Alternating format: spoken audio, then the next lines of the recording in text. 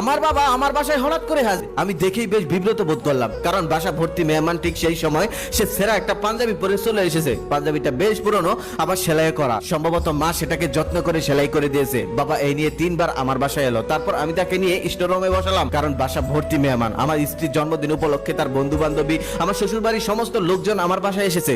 এখন তারা যদি জানে এটা আমার বাবা, তাহলে তো আমার মান সম্মান একেবারে শেষ। তারপর আমি বাবাকে চাপা রাগ নিয়ে জিজ্ঞেস করলাম, বারবার এখানে চলে আসার মানে কি? এখন আমি তোমাকে কোনো সাহায্য সহযোগিতা করতে পারবো না। আমার স্ত্রীর জন্মদিন উপলক্ষে আমাদের একটি বিদেশ ট্যুর আছে, সেখানে কয়েক লক্ষ টাকা খরচ হয়ে যাবে। এই মুহূর্তে আমি একটা টাকাও তোমাদেরকে দিতে পারবো না। বাবা তখন মন খারাপ করে বললেন, আমি কি কখনো তোমার কাছে সাহায্য চাইতে এসেছি? আমি কি কখনো তোমার কাছে টাকা চেয়েছি?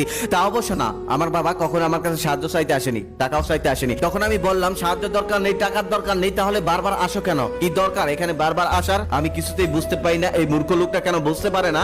আশেপাশে কেউ যদি বুঝে ফেলে এটা আমার বাবা, তাহলে আমার মান সম্মান চলে যাবে। কেন যে এই মূর্খ লোকটা বোঝে না, কিছু কইতেও পারে না, সইতেও পারে না। ঠিক তখনই বাবা মাথা নিচু করে বলল, আজকে সকালে তোমার মা মারা গেছে, আসরের পর জানাজা। তুমি যদি একটু যেতে, তাহলে তার আত্মা হয়তো শান্তি পেত। মৃত্যুর আগে তোমাকে কত দেখতে চেয়েছিল, তোমাকে কত খবর দিলাম, তুমি তো ব্যস্ততার কারণে যেতে পারো না। তোমার মাও এখানে আসতে চেয়েছিল, কিন্তু আমি নিয়ে আসিনি।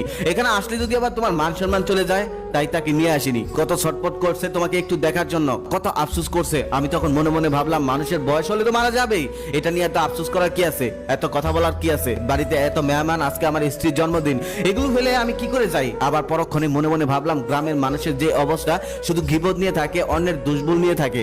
আমি যদি এখন না যাই, তারা তো অনেক কিছু বলবে, সমালোচনা করবে। তাই মনে মনে ঠিক করলাম, যাই, বাবার সাথে গিয়ে মায়ের দাফনটা করে আসি। তারপর আমি আর বাবা রওনা দিলাম আমাদের গ্রামের উদ্দেশ্যে। আমি ড্রাইভিং করছিলাম, বাবা পাশে বসে আছিল। বাবা কোনো কথা বলছিল না, একদম নিস্তব্ধ। দেখে মনে হচ্ছিল সে ভীষণ কষ্টে আছে। তারপর এক পর্যায়ে বাড়ি পর্যন্ত পৌঁছে গেলাম। সেখানে গিয়ে দেখি লাশ মসজিদে আনা হয়ে গেছে, জানাজার নামাজের জন্য সবাই দাঁড়িয়ে গেছে। আমাকে দেখে সবাই সাইড দিল। আমি সামনে গেলাম। সেখানে যাওয়ার পর মাতাব্বর চাচা বলতেছে, বাবা এসেছো? তোমার মা তোমাকে কত দেখতে চাইছিল, কিন্তু সময় মতো আসতে পারলে না। তুমি হয়তো ব্যস্ত থাকো, এখন কি তোমার মায়ের মুখটা দেখবে? আমি বললাম, দরকার নেই, জানাজা নামাজ শুরু করুন, সময় হয়ে গেছে। তারপর জানাজা শেষ করার পর, দাফন কাফন শেষ করার পর বাড়িতে চলে গেলাম। বাড়িতে গিয়ে আমাদের রুমে বসেছিলাম। তারপর আশেপাশের ফুপু চাচিরা এসে কান্নাকাটি শুরু করে দিল আর বলল, বাবা এসেছো?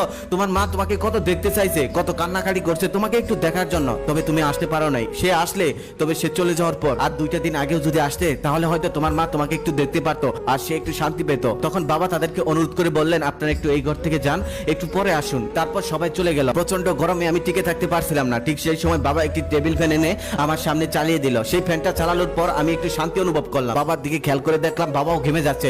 তারপর আমি ফ্যানটা মুভ করে দিলাম। মুভ করে দেওয়ার পর বাবা আবার আমার দিকে ফিক্স করে দিল আর বলল, আমি এই ফ্যানের বাতাস খেতে পারবো না বাবা, এই ফ্যানটা শুধুমাত্র তোমার, এই ফ্যানটা তোমার জন্যই কেনা হয়েছে।